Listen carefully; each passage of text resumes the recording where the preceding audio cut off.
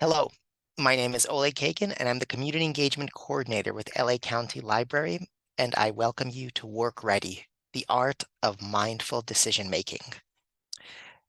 And now I'd like to tell you about the Work Ready program.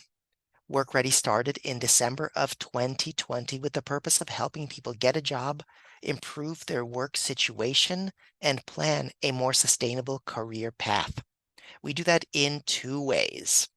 Number one, we lend out laptops and Wi-Fi hotspots for 6-week loans out of 27 library locations, breaking down one barrier to applying for a job and getting online training.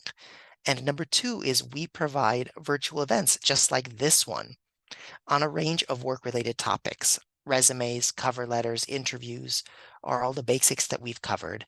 We do deep dives into various careers and other subjects to help you succeed at work. And you can see over 50 of those past classes at any time by checking out our work and career playlist on our YouTube channel. I'm going to post a link to that in the chat.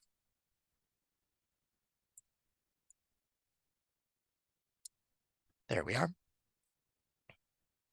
And the Work Ready program is made possible due to funds provided by the American Rescue Plan. And now I'd like to also let you know about the program we have coming up next week, and that is Work Ready, 5 Advanced LinkedIn Strategies, Tuesday, September 5th at 11 a.m. Consultant Tiffany Dyson will show you LinkedIn techniques to progress your job search by enhancing your profile, researching potential employers, hiring managers, and future colleagues, and building a network of quality connections. And many people have not used LinkedIn before or are using it and are not sure how best to use it.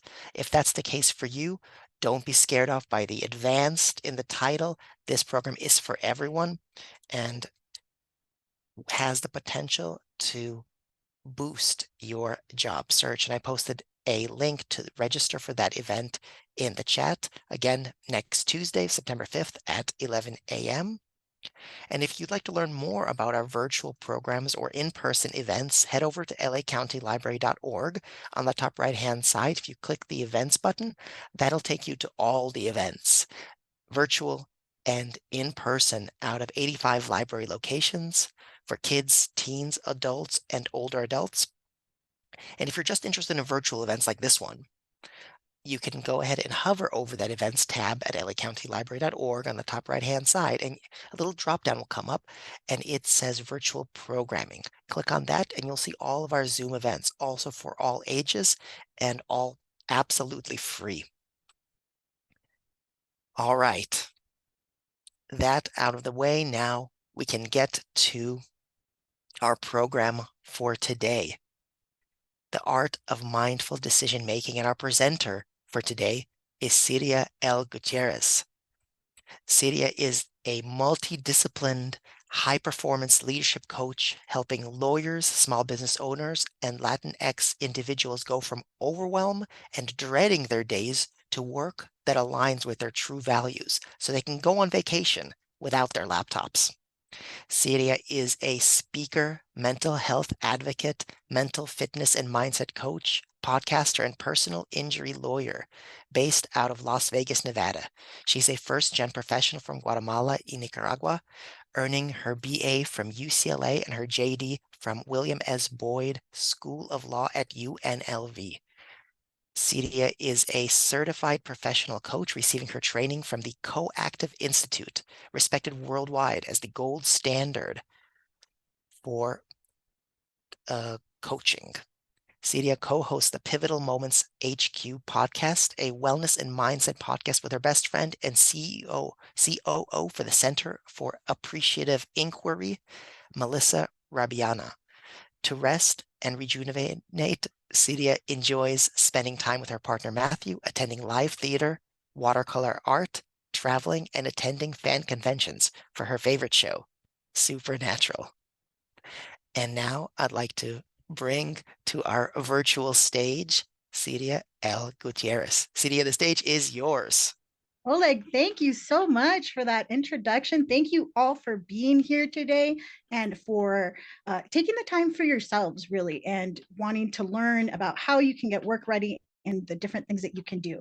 Today's workshop is going to be interactive. I'm really excited about sharing with you all of the different tools to that artful decision making. So I'm going to share my screen with you as well to let you know what we're doing and where we're going to be doing it. Okay. So that's me. You already heard about me in my intro. What we're going to be doing today is we're going to be going over some breathing techniques. We're going to learn some brainstorming, and we're going to do some boundaries. But before we do any of that, I need to just make sure I've got a couple things from you guys first. One, know that you can communicate with us through the chat. I'm going to be reading the chat. So please, please, please use the chat to let us know. In fact, let me know right now, where are you coming in from? Let me know in the chat. I want to make sure you guys know how to use that. You know where to use it. I'm sure you do. Just let me know, if you're in LA, if you're in one of the many subsets. Montebello's in the house. All right. What else we got? Delta, West Hollywood. Excellent. Downtown LA, Santa Clarita. Yes, yes. All right. You guys definitely know where the chat is. This is going to be a great place for us to communicate as we're going through the presentation. All right. The next thing that I just want to make sure from, we are all over the valley. I love this so much. The next thing I want you guys to know is we are going to have an opportunity to get on our feet. Okay. So if you are able to, I'm currently standing. If you're able to, I'm going to tell you when you have that invitation, but this is an opportunity for you to get into your body as much as it is to learn and listen. So I want to make sure, are you guys going to be willing to play with me and do a couple things? If you are, just go ahead and put a thumbs up emoji in the chat. You're going to be willing to try, whether that's standing up. There we go. Thumbs up emojis. Yes, yes, thumbs up. I love that. Yeah, you can throw in a C in there too. I love that. We're going to be bilingual. All right. We have all of the things. All right. You guys are definitely here. And the final thing that I'm going to ask from you guys is, are you willing to let me make some mistakes and not be totally perfect? We started a couple minutes late. These are things that happen. If you're okay with that, just give me a big smiley face knowing that I'm a human being too, and we're doing the best we can here for Work Ready. Yeah. Smiley faces all around. Absolutely. All right. You guys absolutely know how to get all of this done. So before we start really talking about what we're doing, let's talk about what happens when we make rushed decisions. Okay. Now on your screen, you're going to see the question I just asked. What happens when we make rushed decisions? There's two ways you can answer this. You can go to slido.com and enter in that code 1195912, or you can scan with your phone the QRC code right there, and then you can give us the answer. So if you want to participate in the active poll, you can do that, or you can let me know in the chat what happens when we make rushed decisions. Because this is, before we can start learning any other things, we really got to understand where we are.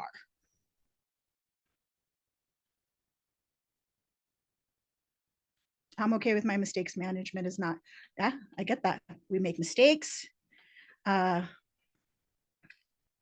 You make mistakes, regrets later, absolutely. We don't think things through. The outcome's not great. You don't see the whole picture. Ooh, I love that. You're just reacting. That is bad feeling, resentment. Absolutely. We miss out details. Yes. Stress. Oh my gosh, there's so much stress when we make rush decisions, right? That feeling of disappointment, flustered, anxiety. Yep, Jennifer, I see that. A lot of money. Yeah, how many of us have made those, I call them bot mistakes, right? We lose our way. Yeah. Yeah, we're thinking of today's and not tomorrow's satisfactions. Okay. I'd like to hear more about that. Chances of error, regret, compromised quality.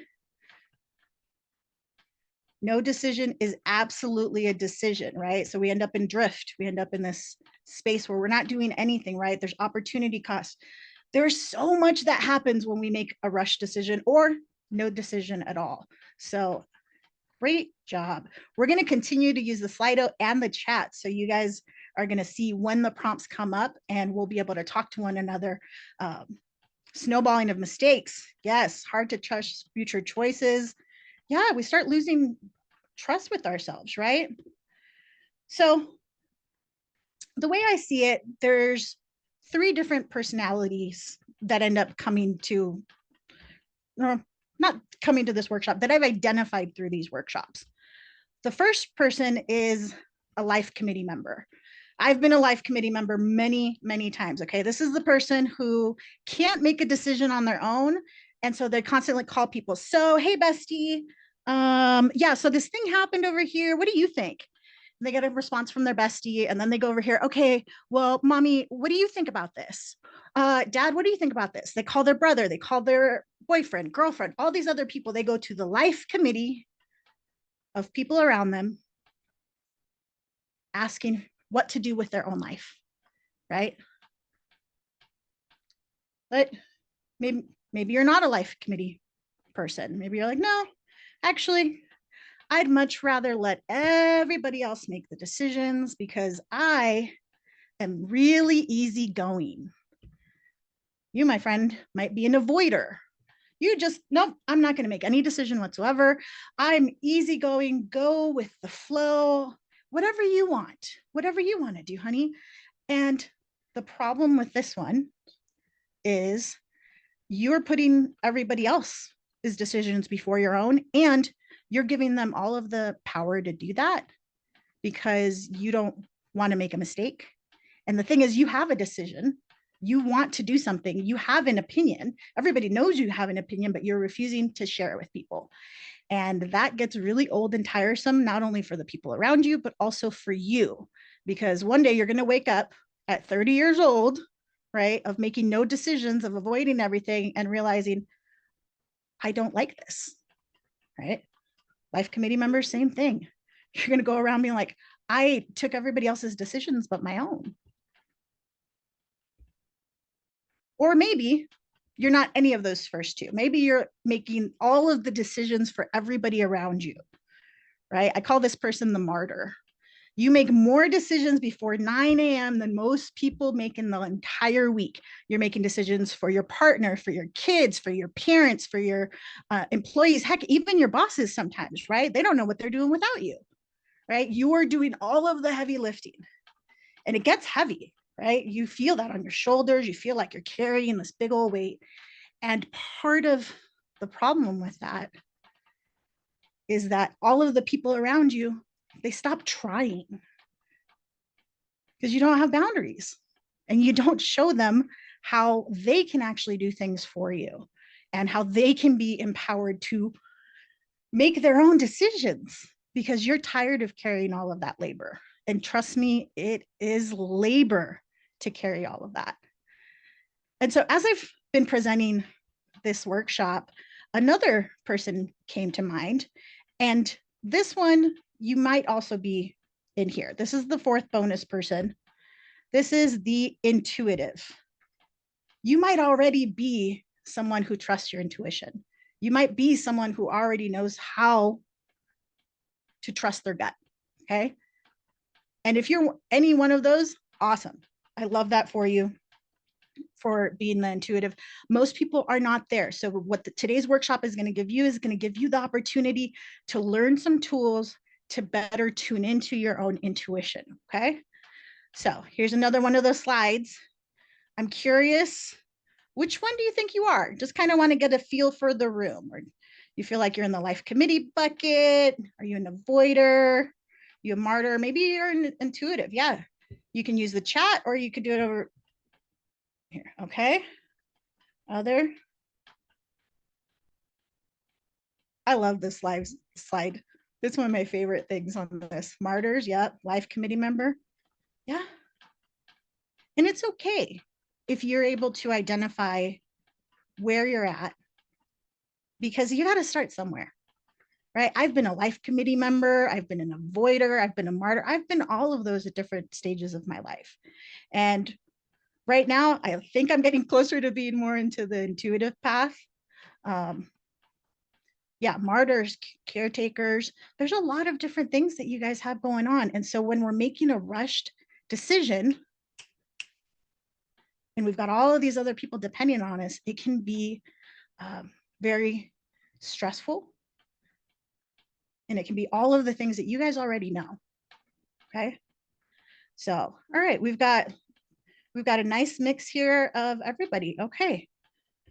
So thank you, Natasha. I'll keep that in mind for next time. You can also use the chat if you're having trouble using the Slido, okay? So this is a pretty good representation of where I think we are.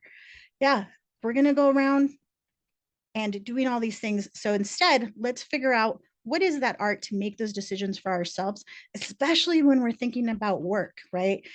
This is where we spend the majority of our time, especially in our American society. So we need to be able to make good decisions while we're on the job, and maybe also make that decision of when it's ready to move on to another place, right? These are things that you're going to need to figure out mostly for yourself, because you are the one who's living your life.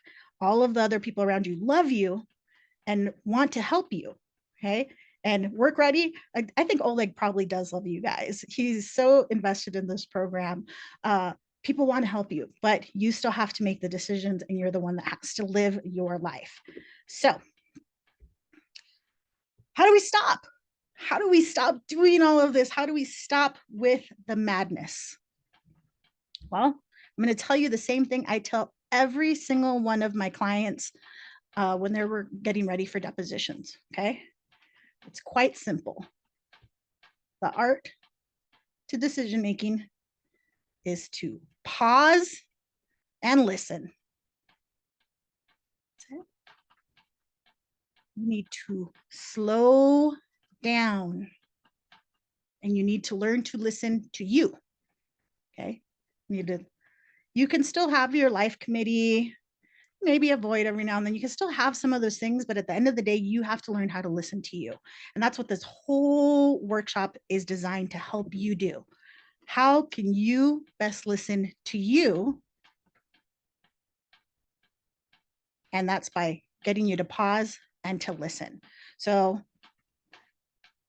the first place that we start is with breathing, okay? The breathing is all about getting you to that pause portion. If you don't remember anything else that I teach you today, this is all I want you to remember, okay? Is you need to pause, slow down, and learn to listen to yourself. Now, some people think that when I say that's like, oh, well, I don't have time to go on a vacation. Nobody said a vacation. I don't have time to take time off. I'm not saying take time off. I'm saying pause and slow down. For some of you, that might be it. That might be what you need to do. And if you're able to do that, go do that. But if it's not, which is the majority of people, you need to find ways to pause before you make your decision. So today we are going to learn about 3 different breathing techniques. I'll get to those in a moment. And we're going to practice doing them together, because I find a lot of times people talk about things, but they don't actually show you how to do it. And I'm very much wanting to show you how to do the things. So what are the benefits of breathing? This is one of my favorite slowing down techniques. It is, calms your central nervous system, right? If you're up here all the time with high anxiety, all these things, you need to be able to calm and get yourself down and get yourself grounded, right? This is what's going to get you out of that fight or flight system that happens, or you get flushed in your body. There's all kinds of chemical reactions that happen in our body when we get into fight or flight, freeze or fawn as well. This is going to help you lower your heart rate as well, and lower your blood pressure by adding in some breathing techniques. It promotes relaxation. And my favorite thing about learning to do some intentional breathing techniques is you can take it with you wherever you want. I've been in the middle of an airport doing breathing techniques. I've been at the beach doing techniques. I've been, at the end of a hike, whatever it is, anywhere, before I started deposition, before I even started this presentation. Taking moments to breathe, okay? It's very easily accessible. So today, we're going to start with box breathing. First, I'll demonstrate it for you, and then I'll show you how to do it. If you are able to, right now is the time to stand up. And if you're going to stand up, I just want you to have you be firmly on your feet and have you be grounded, feel even. Okay. And box breathing. box breathing is a really cool technique. It's going to be breathing in counts of 4. So if you have ever read music or been a musician, it's, 1, 2, 3, 4. And so what you're going to do is you're going to breathe for 4. You're going to hold your breath for 4. Then you're going to exhale for 4. And then you're going to hold for 4. And you're going to repeat that. So it's in, hold, out, hold. And you see what I'm also doing is I'm making a box with my hand. That's why it's called box breathing, right? It's you doing this to help you just visualize what it is that you're doing. So what I'm going to do is I'm going to breathe and count with you guys. So that way you can see, and we'll practice doing this about 3 or 4 times. Okay. So first you're going to breathe into your belly. 2, 3, 4. Hold. 2, 3, 4. Exhale. 2, 3, 4. Hold. 2, 3, 4. And then breathe in again. 2, 3, 4. Hold. 2, 3, 4. 3, 4. Hold. 2, 3, 4. All right, we're gonna do one more. And if you are in a place where you feel like I can't actually put my hands up, all you got to do is the 4 count. Okay, so it's breathing in. 3, 4. Hold. 2, 3, 4. Release. 2, 3, 4. Hold. 2, 3, 4. Box breathing. Okay. And an added bonus for box breathing that you may not know is that this is a technique that US Navy SEALs actually use to lower their heart rate. So now you have something in common with the SEALs because you now also know how to box breathe. Okay, let's do one more. That one felt good. Okay, so breathe in. 4, hold. 2, 3, 4. Release. 2, 3, 4. Hold. 2, 3, 4. Okay, box breathing. Our next breathing technique is diaphragm. Good, I can't talk today. Diaphragmatic breathing. Okay, that's just belly breathing. That's all it means. Okay, so I'm going to turn to my side here.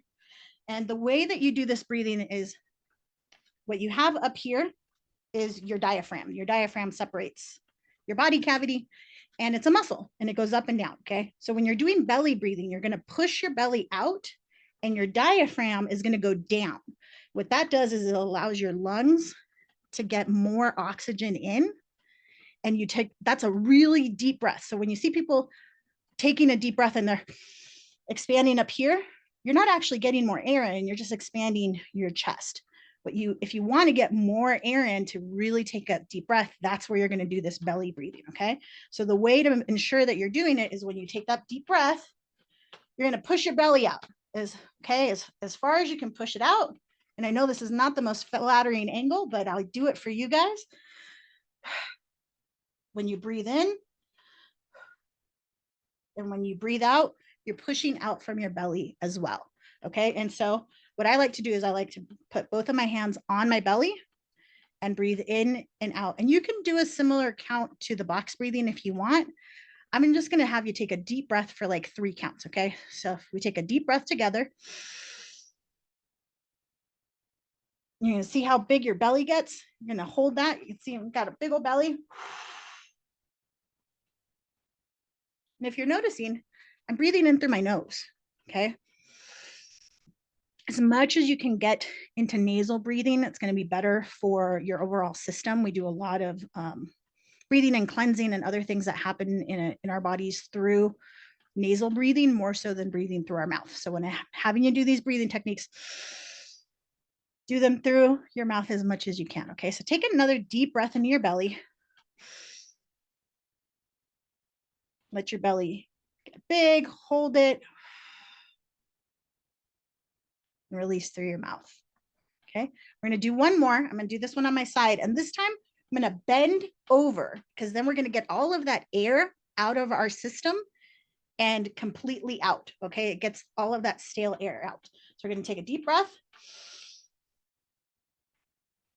I'm going to hold that and exhale.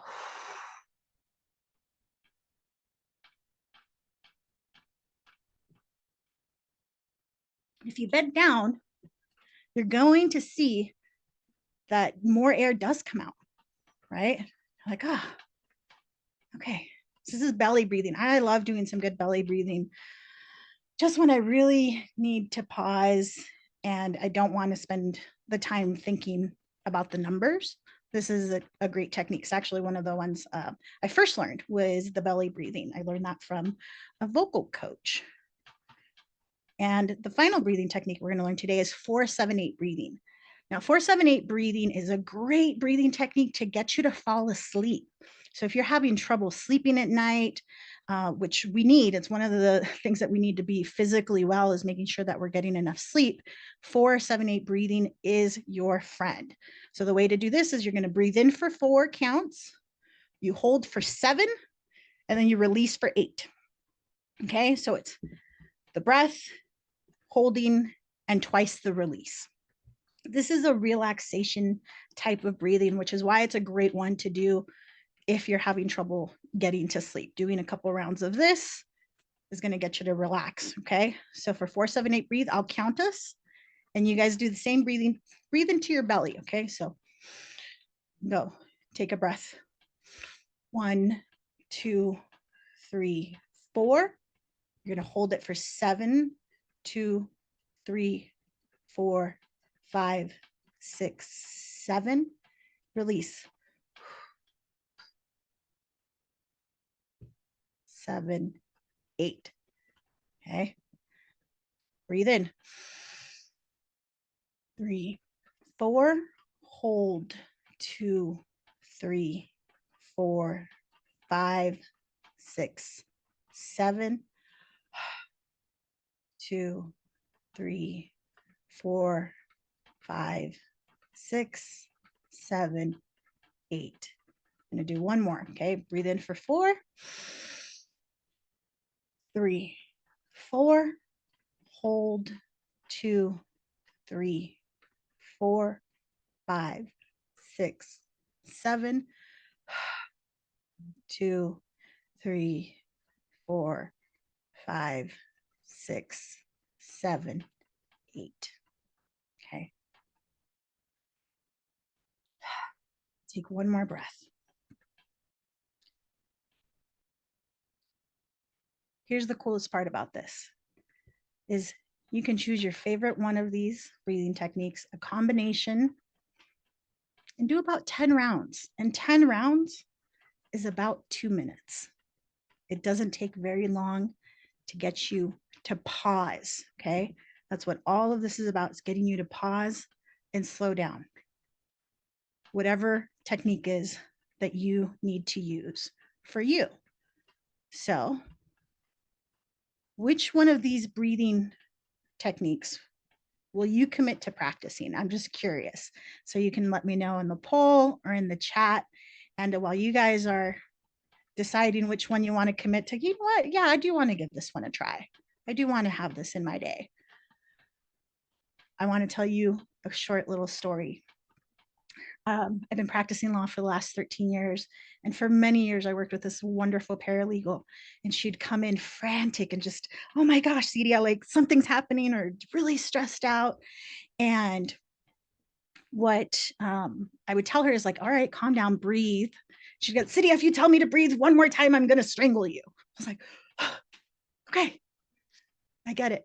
It might not be your technique. And so what I would have to tell her is, all right, what do you need to do to slow down? She's like, I need to go listen to some music. Okay, go to your car, listen to a song, and come back.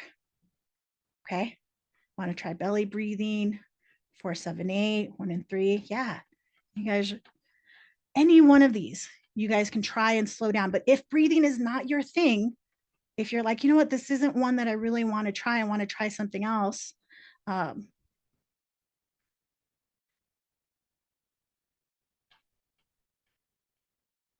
Yeah, you're always, all the breathing techniques are usually going to help you reduce your heart rate and get you to calm down. We got a lot of people committing to box breathing, 4-7-8 breathing. Wonderful. Like I said, if breathing is not something that you're as inclined to do, if you want to do something else, do whatever that is. I have therapy dough at my desk. Okay. Sometimes I just need to play around with this for a couple minutes to get my hands moving, to get something to slow down. Whatever it is that you need to do, figure out what that is before you start trying to solve your problems or making any kinds of decisions. Okay. So let me know in the chat. Do you guys like breathing? Was that a, how are you guys feeling? I know I always get really relaxed at this part.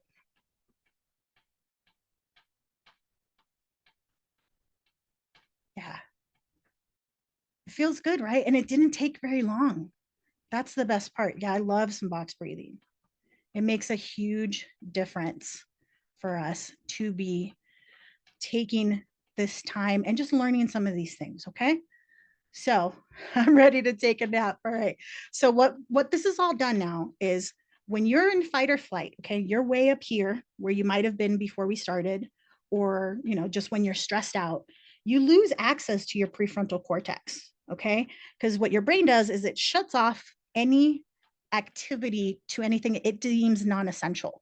So it means that you're no longer feeling the need to procreate, you're not feeling the need to eat, you may not even drink water. The only thing your brain cares about is survival.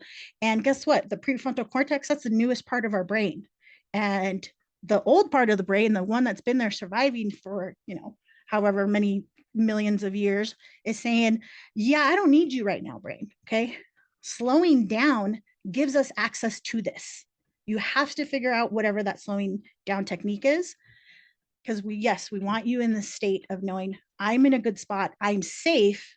And then your brain goes, oh, we're safe. Yeah. Now you can access your prefrontal cortex, which is where your decision making, where your rational mind is, where all of the things that live. You will not have access to that if you are constantly in a state of panic. So we're going to shift over now to brainstorming. I'm going to teach you two of my favorite tools to brainstorm. The first one comes from the world of appreciative inquiry. And I'll show you what it is, and then we'll practice with it, okay? So say you've got a problem, and we're gonna go with, since we're in work ready here, you're having trouble deciding whether or not you want to leave your job, okay? Is it time for me to go somewhere else? Or do I want to apply to this other place? The first step is to name the problem, okay? What is it that's going on? What's the complaint? What's the thing that I don't want? I don't want to be in a miserable place. I don't want to be in a toxic work environment. I don't want to be in a place that treats me like a machine. Whatever that is for you, you want to name it first, okay? Now, what we focus on is what we bring in and what we attract, right? So we're not going to focus on the negative. We're going to move on to step 2, which is we're going to flip it, okay? What's the positive of what I actually want? What's the behavior or result that I'm actually going for? Well, I want to be in a place that feels valued. I want to feel safe when I go to work. I want to be feeling like I'm contributing to society. Okay. We can pick any one of those and say, that's what I want to focus on. I want to be in a place that makes me feel valued. Now, here's the final step where you frame it. What is the positive impact if the flip is true? What's the positive impact? What's the desired outcome? So if it's true that I'm in a place that I feel valued, what's the impact of that? If I feel valued, I'm going to be doing good work. I'm going to be doing meaningful work. I'm going to want to get up and go to work, right? That's the outcome that we're looking for. So we're going to name it, name the problem, flip it, and frame it to something else. So I want to show you guys how this works. So if somebody has an example of something that they want to work through, we'll workshop it together. Okay, so put it in the chat. What is a situation that's the problem or the complaint right now that you don't want?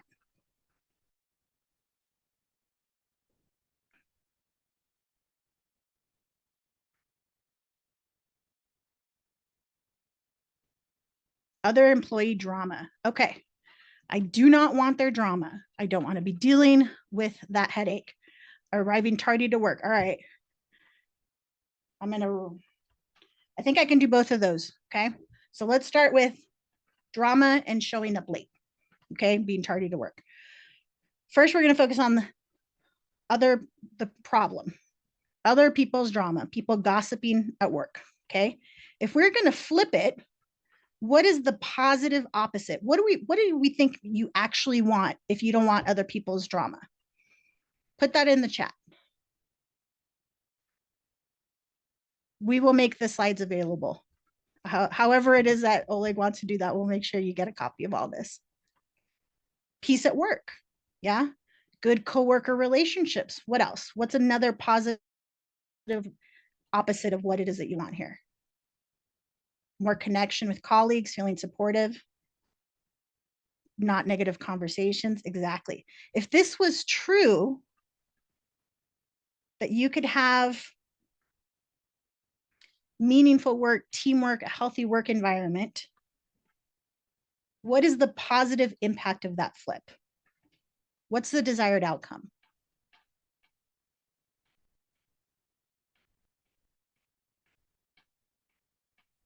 Everyone could excel and empower each other. Yeah. Efficiency. So here's the cool part, right? Now, instead of going to your boss and saying, I don't like them complaining all the time, all they do is gossip, you can actually go to your boss and say, listen, what can we do here to have everyone excel and have an empowering workspace?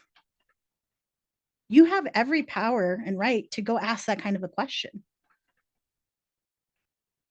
And that, if that's your desired outcome, right, instead of going to HR and complaining, or to your boss and doing that, you can say, you know what, I really want to work in a place that's really empowering. I want to work in a place that's more efficient with our time. I want to make sure I'm maximizing what I'm doing here and not hearing these people gossip. You're going to get a different conversation, and you're going to be perceived differently if you go in talking about the positive impact of what it is that you want, as opposed to going in and complaining about the thing that you don't want. Okay. So, want to read some of your guys' messages? Yes. Feeling people, great. So that's what we want to focus on. You want to focus on the frame of what is it that I actually want. So I'm going to do the other example here of showing up, having someone show up late. Go ahead and clarify that for me. Is that you showing up late, or is that an employee showing up late? Because I've had both scenarios. And sometimes I'm the one, you can ask Oleg. I was having him panic a little bit earlier today.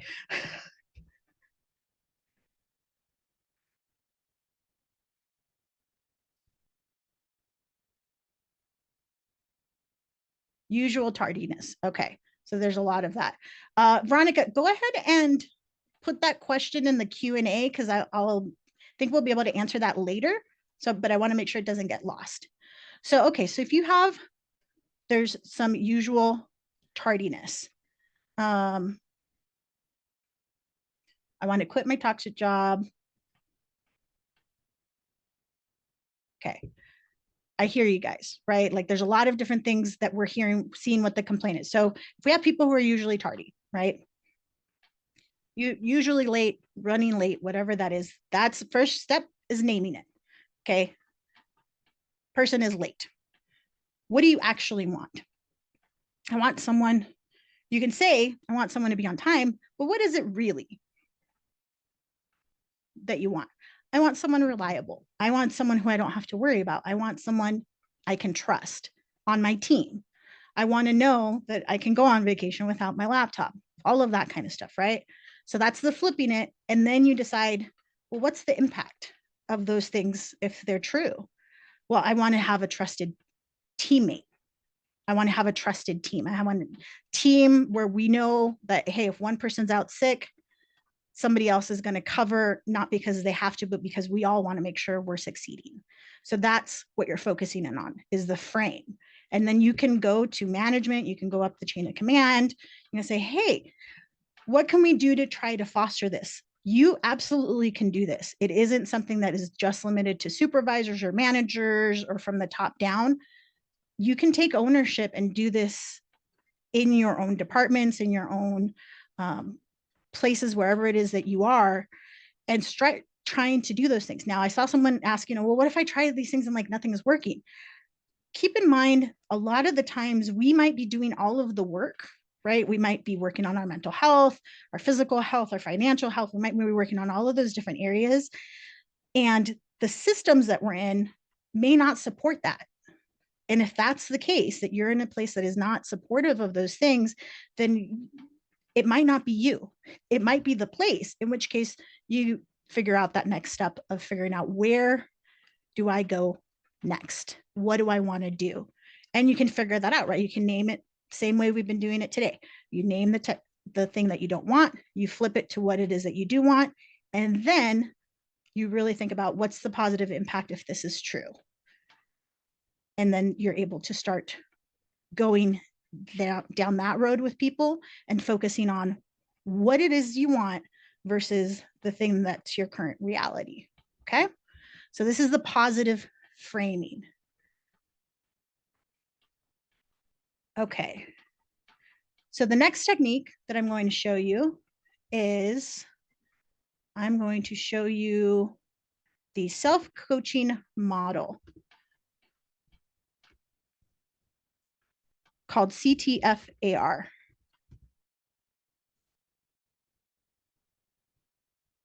Okay. Sorry, just sending a quick message. So CTFAR, this is from Brooke Castillo. She is from the world of coaching. And this is a self-coaching tool model. I teach this to all of my clients. I teach it to all of my lawyers nationwide as well, making sure that you understand how to do this for yourself. Because C stands for circumstances. T's are your thoughts. This is the main thing we're going to focus on, is our thoughts. What are the thoughts that we can change? Some of the examples that you have in the chat are things that we're going to be able to talk about as well. Your thoughts are going to lead to your feelings. Depending on how you're feeling is how you're going to act. And then those are going to be the results that you have, right? So you want to make sure that you understand circumstances are always neutral, okay? The minute that you put any kind of emotion or feeling into what the circumstance is, that's now your thought, okay? So you got to remove that out. It's got to be completely neutral. And we're going to work through this rubric so that way you guys understand how this works. So the way I like to do this is, I'll show it to you how it works intentionally and unintentionally. So the example I like to start with is, if someone cut me off in traffic, okay, I'm on my way to work. That is the neutral circumstances.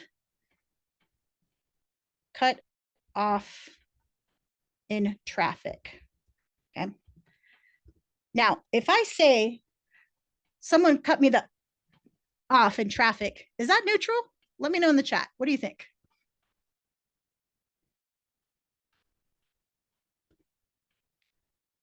Now, what is it? That's very emotional, right? Someone cut me off in traffic.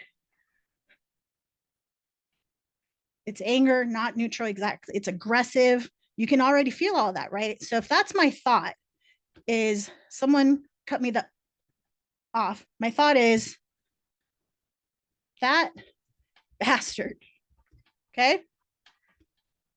If that's my thought, what am I going to feel? Exactly, Stephanie. I'm going to feel uncared about. I'm going to feel defensive. I'm going to feel angry, resentful.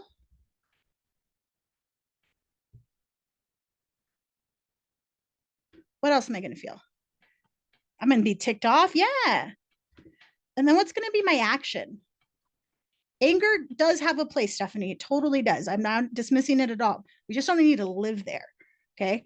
So if I'm angry, though, the action I might take from this is, I might go to work and just complain. Can you believe that guy on Wilshire again did that thing? white knuckling, upset. Yeah, what's my result? It's a lot, in my view, wasted time. Okay. If I'm not managing my thoughts, if this is what I'm doing, and I'm just like, I'm so mad at that bastard, right? Yeah, time and energy. I'm wasting a lot of time and energy. Okay, so this is how most of us operate: is the unintentional. Okay, now we've got the same circumstance in the intentional model, and I'm going to show you what I do. Okay, so it's cut off in traffic. I like to go for walks around my neighborhood, and sometimes people do that California roll and they don't exactly see me because they don't expect pedestrians. And so now this is what I choose to think. Okay,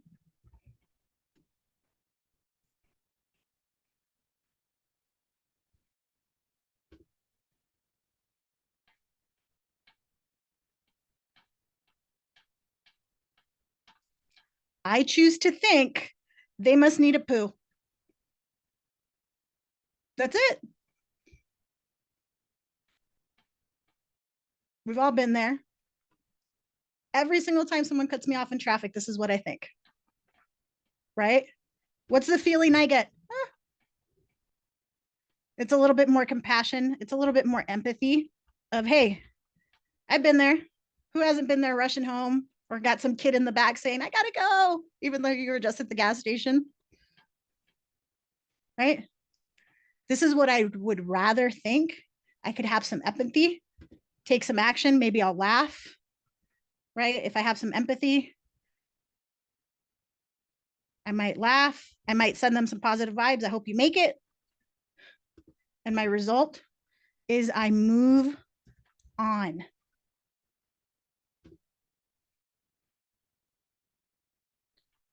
Yeah, that's it.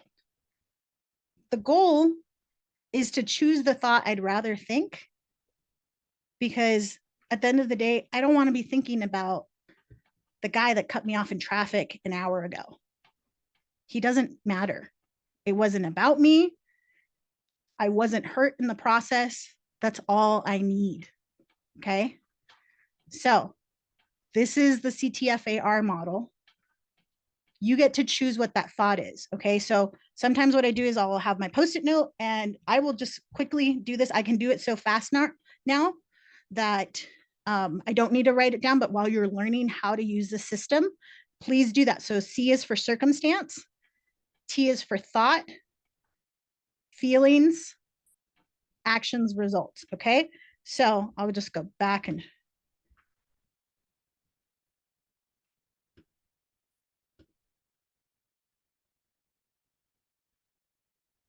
let me clear.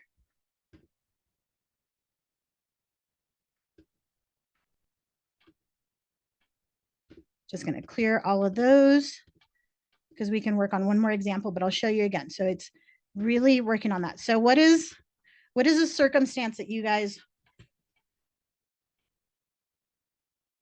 yeah, you can embrace them. So one of those feelings, right? So Francisco put in the chat, my therapist told me that I should embrace my feelings, even the negative ones. Yes, I'm never saying not to embrace your feelings.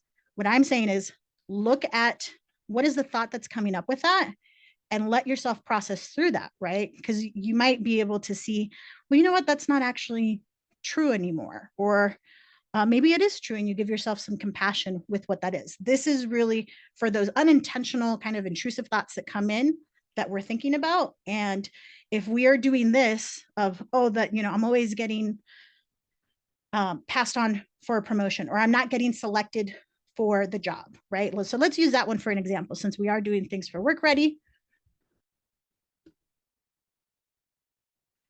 There's a noisy person behind you. Oh yeah, I have that happen when I go to the, I was just at a theater and somebody was really nasally coughing up the whole time, and it, you know, made it for an unpleasant experience. Had I gone through the intentional model, I would have just thought, you know, the poor guy's probably sick, you know, and had a little bit more empathy.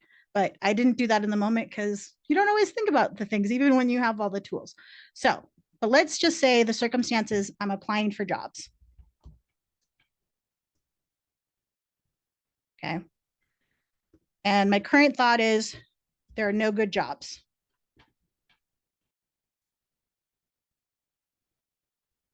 There are no good jobs out there. Okay. If that's my unintentional thought, what are the feelings that are coming up from that?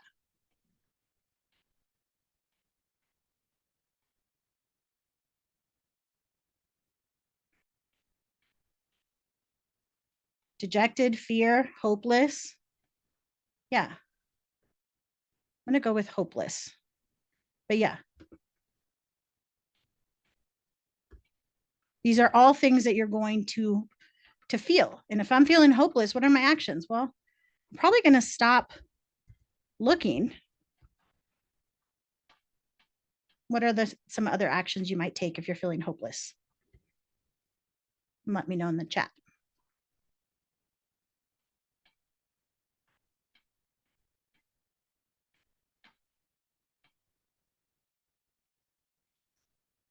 Yeah, you might stop looking, you might settle.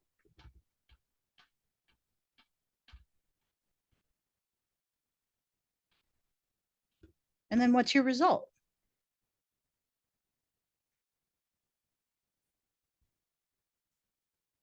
You're not happy with your job, right? Now we take the same circumstance, applying for jobs, okay?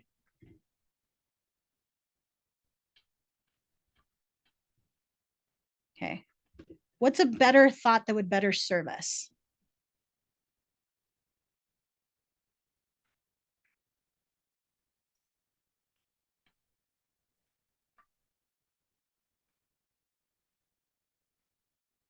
There's a job out there for me. NR, yes. It's a numbers game. I got to apply to more things. Hey, maybe I'm going to change careers. There is a job for me for this example.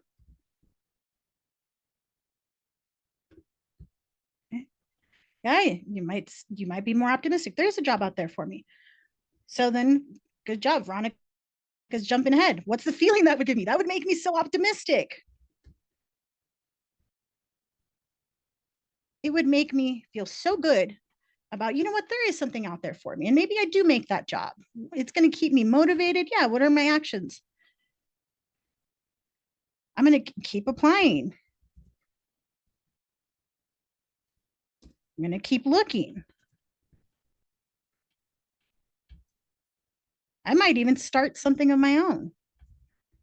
I'll tell you what, I never thought I'd have my own business, but it's pretty cool. I don't think I'll go back to not. So start something new. Okay. And if those are the actions I'm taking, where I keep going, I keep looking, I'm being optimistic, what's the result? I'm going to get what I want.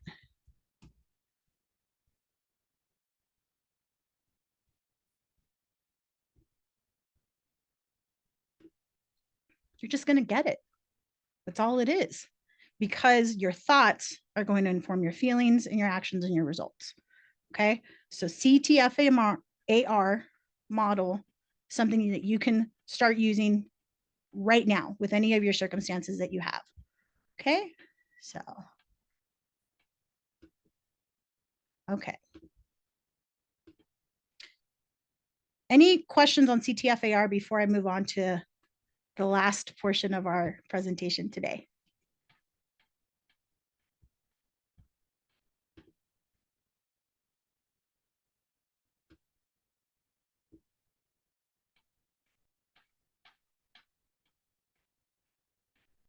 Okay. You can CTFAR. Natasha's asking, can I use, I'm going to paraphrase it, but can I use this for a romantic relationship? Absolutely. If you go through this, I invite you to do that analysis for yourself. You're going to see this applies to everything in life, not just work. And that's the funny thing. Most of our things apply to everything in life. Okay. So, all right. So moving on to boundaries. Okay. So Once we've paused and we learned to listen, because this is what this is. We're now listening to ourselves. What is it that I actually want? What's a better thought that would serve me? These are things that you're going to be answering internally. Boundaries are another way to help you listen. Okay. If you're saying yes to everything that comes up, that means you're saying no to other things in your life, right? Being able to say yes and being able to say no are complete sentences. Yes, no. Okay. I'm an optimist. I say yes more than I probably need to. But what I learned recently from my own therapists, so that way you know I'm doing the work. I'm not just talking about it. Is every single time I say yes to something, I own it. That's my current mantra. If I say yes, I own it. So I have to decide: do I really want to own this? And if the answer is no, I don't. Then I need to say no. Okay. So I'm curious from you guys, because I'm going to share with you some of the boundaries that I use that I think are effective. But what I love about this part of our interaction and all of the interaction we've had today is being able to know what are the things you guys are doing. Because I got to tell you, there's way more wisdom here with all 106 of us than there is just me telling you all the boundaries that I use. There's a lot of different boundaries. So let me know either in the Slido or in the chat, what are some boundaries you use and why? Let's see. Let's get some different ones going. Is it aligned with my values? That is a great question to ask yourself. Boundaries are, the way I like to look at them is, they're like a filter, right? But they're a filter that I have to hold, not other people. I need space. I say what is bothering me and feelings on it. I do not expect codependency anymore. Yeah. Does it drain me? Okay, that's a good boundary. I need space.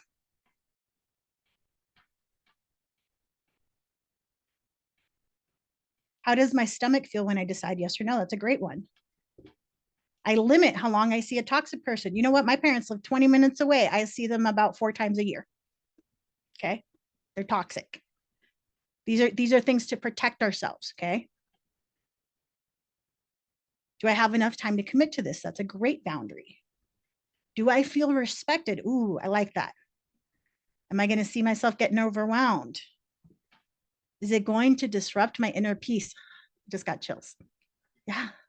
We have to be able to know what these things are for ourselves. I was doing this workshop with a group of attorneys probably about a year ago.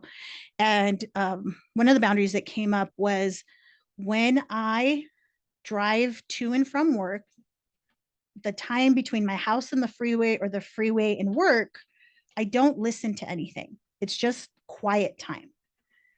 I love having things on. I love having music on or a podcast or a book. I'm constantly learning, but that's a boundary that I would have never thought of. But what a beautiful way to separate out. I'm going to give myself some peace and quiet during this time period. Not to accept unacceptable behavior. I stay away from situations that I already know don't align with me. Yes. Is it ethical? Will I feel guilty later? Yes. No communication, hard boundaries if toxic, even if they are family members. Yeah. These are things that we all have to decide. What are the ones that work best for us? So just going to let the last 2 people here type in up, or last couple people here, because I do want to have this opportunity. I talk taking something positive from the negative talk, work-life balance. Do leaders do things that are inappropriate or illegal? Yeah. If this sounds wrong, I'm not going to do it. I don't care who that is. Right? I don't care that you're my boss. If this is wrong, I'm not going to do that. Stop feeling when I feel I've been used. Yeah. Stop helping. Yeah. Nobody likes that. Right. So let me share with you. Oh, marketing. I was working at a firm and the marketing team came in and they said to me, Siria, we really want you to go to this dinner tonight with this doctor. And, there's going to be all these doctors around and we need you to do some marketing. Like, can you make it? And instinctively, I didn't want to do it. I could feel my body going, well, it was late at night. I don't like eating that late. I was going to get home until even later, and I try to keep an early bedtime. But more important for me is that that evening time is the time that I carve out to spend with my husband. I want to spend that time with him. And knowing this last minute was going to interfere with that. But I went ahead and let my brain talk me into saying yes. Oh, it's going to be good for me. I need to go meet these doctors anyways. I want to make a good impression. Like, how many of us have done that kind of thing, right? I didn't listen to myself. I went to the meeting, and I got to tell you, I was salty the whole time. I had my arms crossed, my legs crossed. Everything that they were saying, I thought was, you know, mediocre at best. Like, I did not want to be there. And I know my body language said it, and I was very quiet, didn't contribute much to the conversation. And so when I went to my therapist and I told her everything that I just told you guys, I was expecting her to tell me, of course, you're right. Like, how dare they? I wanted her to agree with me. I wanted her to validate what I was feeling. And she's like, you're not mad at them. I was like, excuse me? You're not mad at them. You're mad at yourself because you crossed your own boundary. What do you mean? You knew all the reasons that you didn't want to do this, and you still said yes. You crossed your own boundary. That's where resentment's going to come through. So the next time that marketing came in and asked for me to do something at last minute, I said, no, thank you. Thanks for asking. No, thanks. And they kind of looked at me surprised, like, wait, did you just say no? This is this real? Did you just say no? I was like, yeah. And then they came back again a couple weeks later and said, hey, listen, so there's a doctor that we'd like to set up a dinner for you and this other partner for. Do you think you can make it? Like, when would be good on your schedule? Now they started asking, right? And we were able to get some buy-in. And then I really was able to see, is this something that I want to do? And this is where I came up with my 90% rule, is what I call it. I need to be 90% excited about something. It's a hell yeah. Otherwise, it's a no. Hell no. Okay. Hell yeah. I mean, 90%. It's got to be an A or above. Okay. If you're not up there, if my immediate reaction to somebody asking me to do something is not 90% hell yeah, I want to do that, I'm not doing it. Period. Okay. I was 90% excited to be here and more so. Otherwise, I would have said, no, I'm good. I don't want to do this. That's the boundary that I use most frequently. You get to decide what are those filters that you want. You got some great ideas here in the group. So that is the discussion I have on boundaries. I'm glad we were able to have some back and forth with that. What is your takeaway? Let me know either in the Slido or in the chat. I know that we are getting close to the end, and so we want to make sure if there's any kinds of additional questions that you may have. But if you have some takeaways, what did you learn today? That is what I want to know. I take all of this information and I use it to modify and continue to present this to other people. So what you tell me here today and in the survey that Oleg will tell you later, we will, I will use it and it will benefit other people. Oh no, I'm sorry. We'll try to get your question answered. I don't know.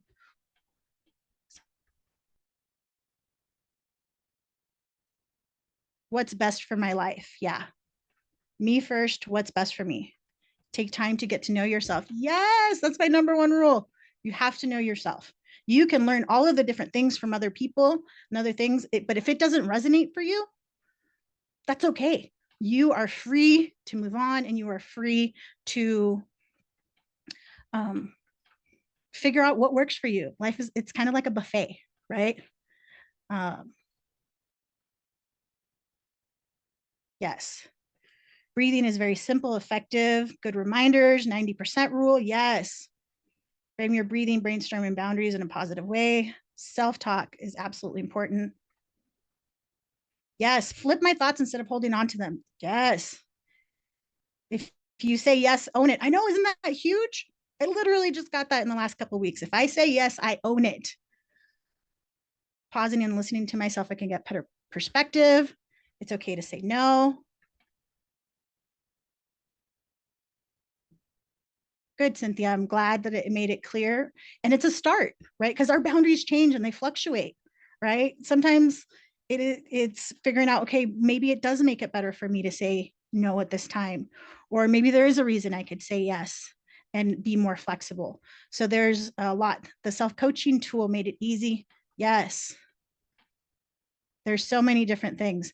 Thank you guys all so much for your time and energy here today. This is my information. You can follow me. I mostly live on TikTok and Instagram. I do have 2 podcasts. They're currently on hiatus, but we've got this info. So I'll put this up on the screen, and I will also invite Oleg back on to answer whatever questions or any other things that you want to talk about. But I think other than that, Hello. we've got some time for Q&A. Absolutely. Thank you, Siria. Thank you very much. You're on TikTok. You're a braver person than I am. I love TikTok. It's so much fun. Oh, if I get in there, too much fun. I'm not going to want to leave. So let's see. So we do have some questions, and thank you all for being here. Thank you all for your great participation, in both in the Slido and also in the chat and in the Q&A. So if you do have questions and you haven't put them in the Q&A yet, like if you're that person who has never gets your questions answered, throw them in the Q&A, and we're going to do our best. So let I will me stop the share, but I'll also put my handles in the put them in the chat, and then they'll also be in the in the follow-up email. So there you if go. anybody missed that up on the screen, you're just trying to frantically write it down, they'll be there. You'll be able to contact Cydia if you want to get in touch with her. All right, so let's see. So the first question that I have at the very top is, do lawyers do the positive framing technique in their job role?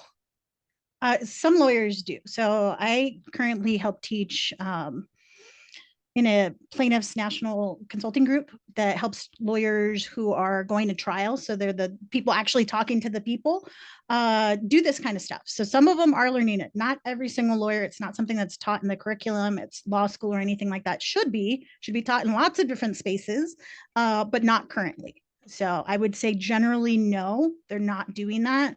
This is more from the coaching world and things that I've learned there. But we're uh, we're we're trying to change that slowly. Trying to fight the good fight here. Exactly. Awesome. This is a nice comment. This is more like a comment. Can we have more of these presentations from Cydia? This is very helpful and timely information to help us develop useful skills to navigate life at all levels. Thank you. The answer is yes, because her and I have already talked about a future presentation. So if you like this one, stay tuned. And Yes. also, Thank you. kudos for the presentation. Thank you very much. I'm glad you guys enjoyed it. This is, like I said, 90%, and I'm so excited to be here and do this stuff. So absolutely, we will be collaborating on more things. I'm curious what some of those things are that you guys would like to see. So Yep, if you have some of if you those. have so in the survey that I actually, let me just put that in the chat right now. So I as our regulars know, I always put a survey at the end. We have a post-event survey. It's very short, but the final question is, what topics are you interested in having us cover in the future? And you can say, I want this topic and I want her to talk about it. So here I just posted a link to the post-event survey. It should also pop up when you exit the program. But if you want to fill it out now, you can fill it out. Um, it should be in there. So yes, let's. Do you guys provide link to the cups covered? So the presentation is going to be sent to you in the follow-up email as a PDF. So yeah, so you'll get to see the slides and you'll get to review them and everything and relive the presentation. In fact, you can relive the presentation while hearing it because the video will also be on YouTube. All right, so let's get some more of these questions. So here's a good question. How do you say no when other people are pressuring you to volunteer, for example? Yeah. So that's a curious. How do you say no when other people are pressuring you to volunteer? Oh, I've had this happen many times. And what you have to understand for you is there might be a couple things going on. They might see something in you that you don't see. Like you've got really great leadership skills, you've got other things. But if you're feeling that pressure, you really need to slow down and ask yourself, what am I feeling here? Is it that I'm feeling that pressure to perform and I don't want to do this? I know I don't have the bandwidth, or I'm just not interested in it, right? And so I had an organization that I was involved with for about 10 years, and they really wanted me to be president. And I was like, guys, I'm not going to be president. And they were like, no, no, now it's your turn. I was like, no, no, thank you, but no, thank you. And I really needed to stick with that because I knew for myself, I wasn't going to give it the energy that I knew it needed. And I didn't want to sell them short. And so, because of that, even though a year would have gone really fast, um, I knew I wasn't in a position to do it. So, even though it was uncomfortable to continue to have to say no, it's what I needed to do to protect my own peace. And so sometimes that's what you need to see. Like, yeah, you keep pressuring me to volunteer, but this is not in alignment. And uh, we are supposed to have tough conversations. We're not supposed to be avoiding conflict at all turns, but there's a way to do it. So I would invite you to look at that, the positive framing that we talked about earlier. See if you can put it into that framework of, what's the problem? They keep asking me to volunteer. What's the positive opposite of it? I don't get asked anymore, right? And then you figure out what would be the impact of that.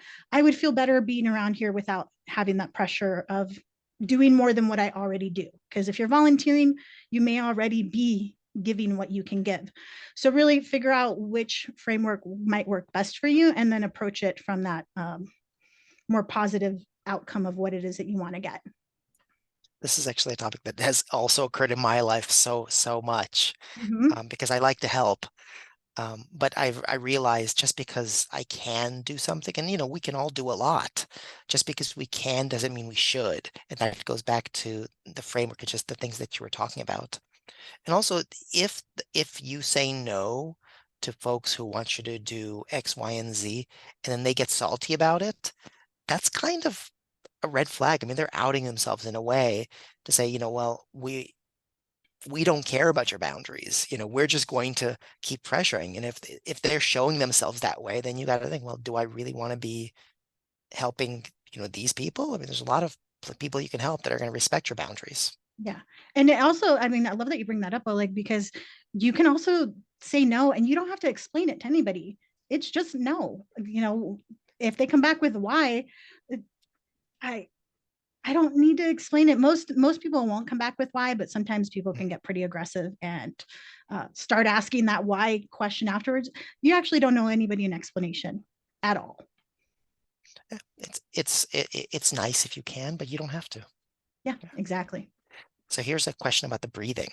How do you not let your mind drift away when doing the breathing exercises? Practice.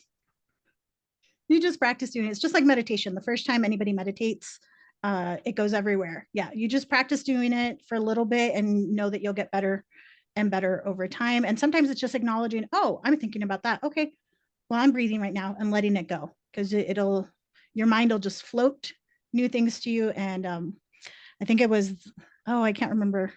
One of the meditation apps is like, just think of it as a feather and just like blow it away. But just Oh, that's practicing. That's nice. it. Mm-hmm. I haven't heard the feather one. That's a pretty good one. Yeah. Hmm. It's a gentle reminder. Mm-hmm. So another question about saying no. How can I say no when I want to say no but I guess I can't because of the shame I feel in saying it. That's a deep one. Shame that is is that hard. is a good one. And so this one falls into more of that therapy aspect of it. So it is something where you need to dig into yourself, like, what about this is making me feel shameful? I know for myself, the example I can think of is saying no to my parents is culturally not allowed. Right, we're supposed to say yes to everything that they want in a Latino household, right? And um, knowing that just because that's a value that the culture might hold, that might not be a true value that I hold anymore. And it's a decision, right? Is it, if I say yes to honoring them, I'm stepping on myself. But if I honor myself, I'm going to feel better. Which one do I want to honor and understand that I'm making a choice?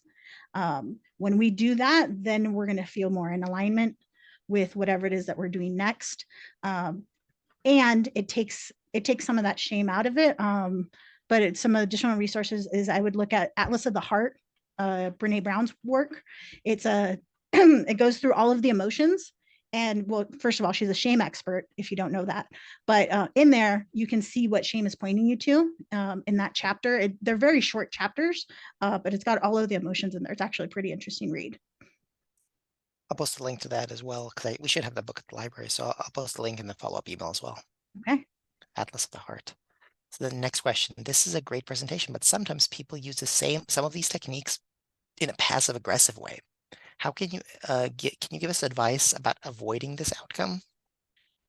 Yes. So if you're saying, first of all, I certainly hope people don't use these things to manipulate you. And if you feel manipulated, call it out, right? Like if you feel like somebody's being passive aggressive with that, sometimes that or sarcasm can come through.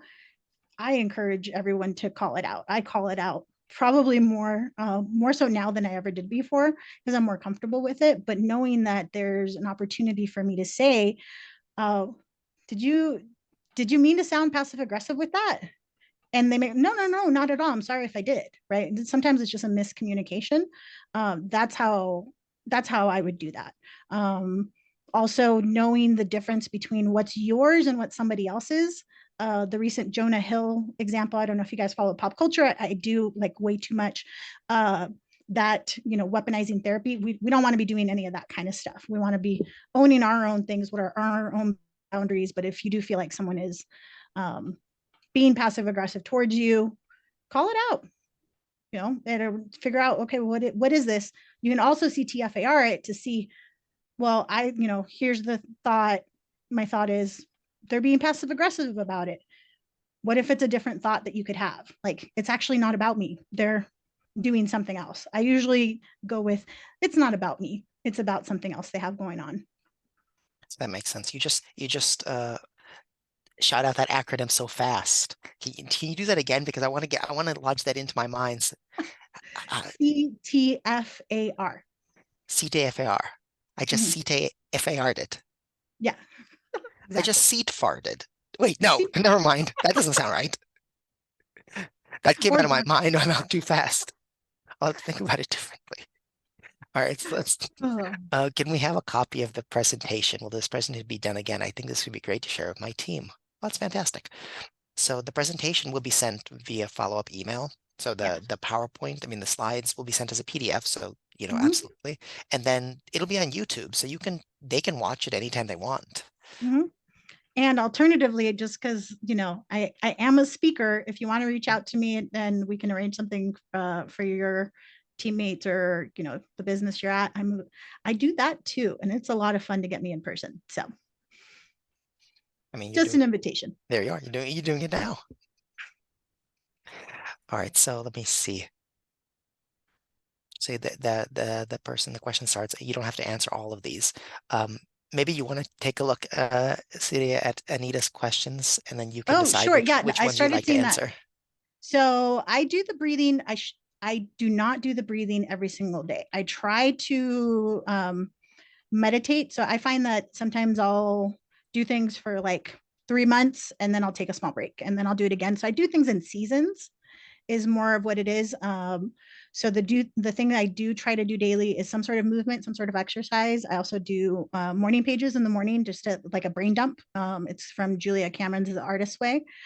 And I've been going to therapy since 2017. It's actually, it's a longer story than what I have left here in the Q&A, but I basically started I started a new job at a new firm. And 2 weeks into it, I had my first panic attack. And I completely just knew it was the wrong move for me. And, this was supposed to make everything better for me. And it didn't. It led me straight to therapy. And so I've been going to therapy on and off since 2017. And learning the tools that I need for myself, testing out different things, and then moving on. So I'm very open about talking about mental health. I think it's so important that we do that at every turn that we can to lower the stigma of it. And I started my business 3 years ago. So I have my own law firm, and there's this part of my business as well where I'm speaking, I'm doing private coaching, and really just evolving in this new way where I'm really excited to be doing things differently. Yeah, thank you. So thank you for that question. It was very, very kind. All right, so the next question is, and we have just a few more minutes, so we'll do what we Mm-hmm. can here. When we cannot make a decision, whether it is because of not having good options or other reasons, should we just act first? This is advice I got from another coach.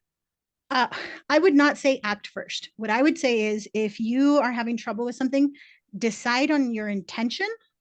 What's the intention, or how do you want to be? So the first question I ask myself before I get out of bed is, how do I want to feel at the end of the day? And so for today, like, I want to feel proud of myself. I was like, all right, how am I going to do that? I'm going to show up. I'm going to give it my all. I'm going to do these things like that. That's how I know what to do. So once you decide what your intention is and what you want to be, so your being state, then you can decide and brainstorm a whole list of things to do. And then you can go, okay, well, now that I know what I want to do, um, or how I want to be, now I can decide what I want to do that informs that being. So that might be a little too coachy. If I hope You're it a isn't, coach. but hopefully that helps. Decide on your intention first. How do I want to feel is a good way to get there. It made me think when you were talking about waking up in the morning with your intentions, that you can have a like good feelings wheel that you can wake up and you can spin the good feelings wheel every day and like the wheel of fortune. It lands on Yeah. proud or it lands on accomplished. And then you can think Mhm. about how to feel those ways. And if it Exactly. lands on the one that you don't want, I don't want to feel accomplished today. I'd rather feel restful. Then Exactly. I want to it feel could restful. What's make going to plan support ahead. me? Exactly. What's going to help me feel restful? You know what, taking it slow today, or making sure that I get to bed on time or early, whatever that is. So yes, so I'm gonna skip over the big one right now, mostly because I want to make sure I got 2 minutes left. Are there any good books about calling people out? I'm gonna suggest that you read the book by the ladies who came up with the positive framing that I taught you. It's called Conversations Worth Having. It's by Torres and Jackie Stavro. And it is all about having, well, like the book says, conversations worth having. It is about not necessarily calling people out, but making it easier to have those tough conversations that we need to engage in. We need to know how to do that. It's not magic. It is a skill set that you need to learn how to practice. And so that is a way to start, talking about those things. Um, you're very welcome. So there's that one.